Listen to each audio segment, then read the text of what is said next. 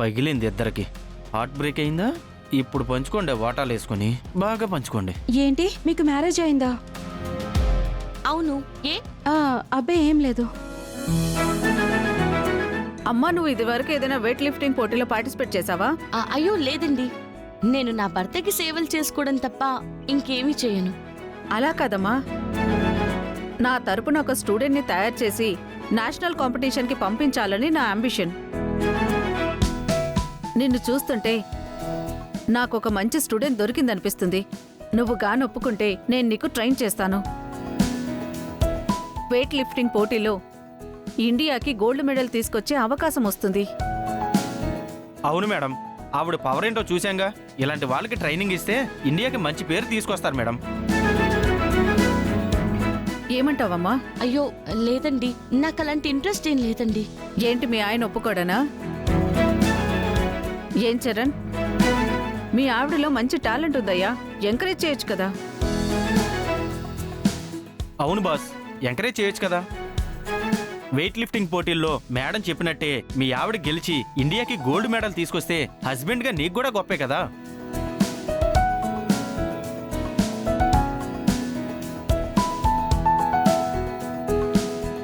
అయ్యో లేదండి, నాకెలాంటి ఇంట్రెస్ట్ లేదు.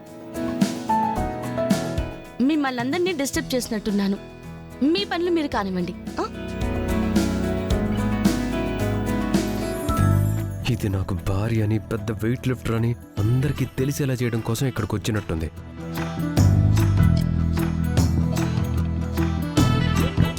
ఇప్పటి వరకు వీళ్ళందరూ నా వంక సొల్లు కార్చుకుంటూ చూశారు. నా పెళ్ళం అని చెప్పేసరికి అందరూ నన్ను ఎదవలా చూస్తున్నారు.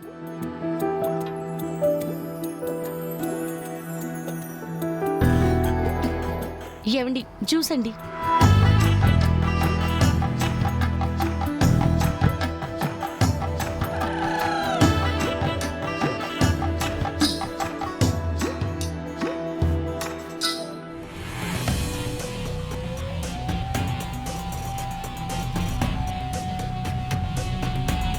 ఏంట్రా అలా ఉన్నావు, ఏమైంది?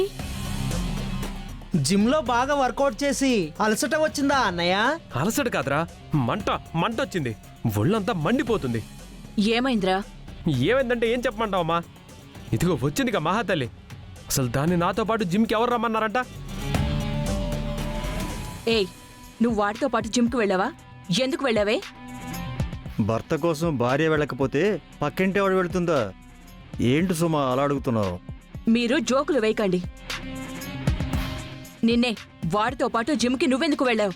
అంటే ఆయన ఉదయం టిఫిన్ కూడా చేయకుండా, కనీసం జ్యూస్ కూడా తాగకుండా జిమ్కి వెళ్ళిపోయారు అత్తయ్య. వెళ్తే తనకు ఆకలి వేస్తే తన తిప్పలేమో తను పడతాడు, నీకేంటి? నువ్వు పరాయిదానివి కాబట్టి అలా అనుకుంటావు, కానీ నేను అలా కాదే, భార్యని కాబట్టి ఆయనకి ప్రతిదీ చూసుకోవాలి అనుకుంటా. ఆయన సంతోషం నాది, ఆయన కష్టం నాది, ఆయన ఆకలి కూడా నాది. ఆపింకా ఏదో నన్ను ఉద్ధరించినట్టు. కాక మీరు జ్యూస్ తాగకుండా వెళ్ళిపోయారు. నీరసం వచ్చి పడిపోతే ఎవరికి నష్టం, ఎవరికి బాధ? కేవలం జ్యూస్ చేసి టిఫిన్ తీసుకొస్తేనే అంత కోపం ఎందుకురా? రేయ్, అది జ్యూసు టిఫిన్ పట్టుకొచ్చినందుకు కాదురా నా కోపం.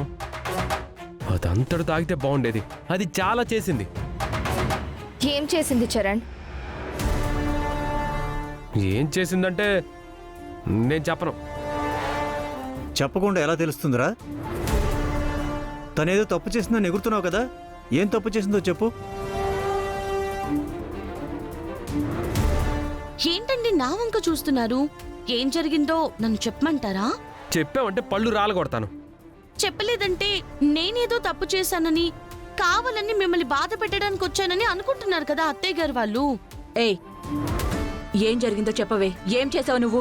నేనేం చేయలేదు అత్తయ్య. ఆయనకి టిఫిన్ ఇద్దామని ఆయన జిమ్కి వెళ్ళాను.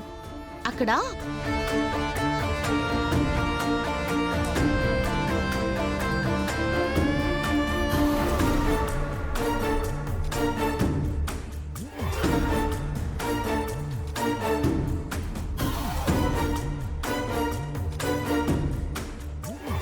ఇది అత్తయ్య జరిగింది.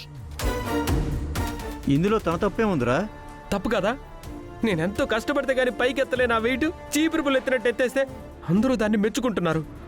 అక్కడ అందరి ముందు నేను ఎదవనైపోయాను. వంకలేనమ్మ డొంక పట్టుకుని ఎలాడిందని బాగుందిరా నీ తంతు. కోప్పడ్డానికైనా ఒక అర్థం పర్థం ఉండాలి. నీ భార్యను అంతమంది మెచ్చుకుంటున్నారంటే గర్వపడాల్సింది పోయి కుళ్ళుకుంటున్నావా? ఆహా, గర్వపడ్డమేంటి? దాని మెడలో దండేసి మెడ మీద ఎత్తుకొని ఊరంతా తిప్పుతాను. అయ్యో, ఈ కాన్సెప్ట్ బాగుందండి. కానీ బయట ఎండగా ఉంది, సాయంత్రం చేద్దరు గాని. అంటే ఏంటి ఇప్పుడు నా కొడుకు నిన్ను ఎత్తుకుని మోయమంటావా? నేనెక్కడన్నాను అత్తయ్య? మీ అబ్బాయి అంటున్నారు. తన కోపంతో అంటున్నాడు. అవునా, నిజంగా అన్నారేమో అని అనుకున్నానులే. ఇంకోసారి నా వెంట పడి వచ్చావంటే మాత్రం ఇంకా చాలే ఆపరా, ప్రతిదానికి గొడవ నువ్వును. సుమా, ఉగాది ఉంది కదా, బ్యాంకుకి వెళ్ళి నగలు తెద్దాం అనుకున్నా కదా, అక్కడికి వెళదాం పదండి. ఒరే చరణ్, నువ్వు కూడా రా. ఫ్రెష్ వస్తానన్నా. అమ్మ పల్లవి, నువ్వు కూడా వాళ్ళతో పాటు వెళ్ళు. అదెందుకు? అదెందుకంటే తను ఉండాల్సిందే. అదే ఎందుకు అని. ఎందుకంటారేంటంటే ఓనర్లు నగలు తెచ్చుకుంటుంటే ఆ బాక్సు మొయ్యాల్సింది పనివాళ్లే కదా, అందుకే అనుకుంటా. కరెక్ట్ గా చెప్పావు చెల్లి. నా భర్తకి, నా అత్త మామలకి సేవలు చేసేటప్పుడు నేను పని మనిషినే. రెడీ అయ్యి వస్తాను మావి గారు.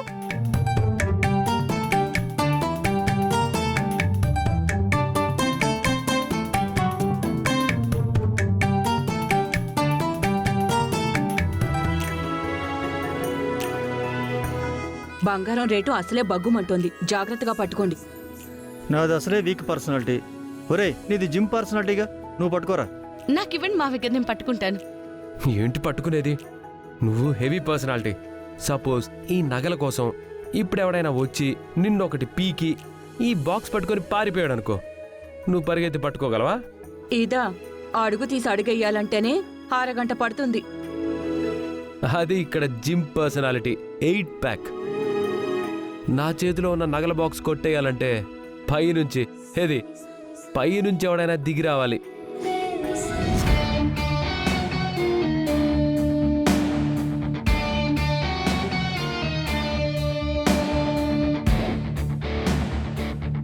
రే, బ్యాగ్ పెద్దదిరా. అయితే లెక్క కూడా పెద్దదిగానే ఉంటుంది.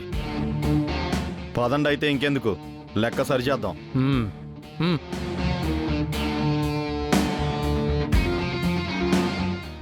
రేయ్, రే, రే,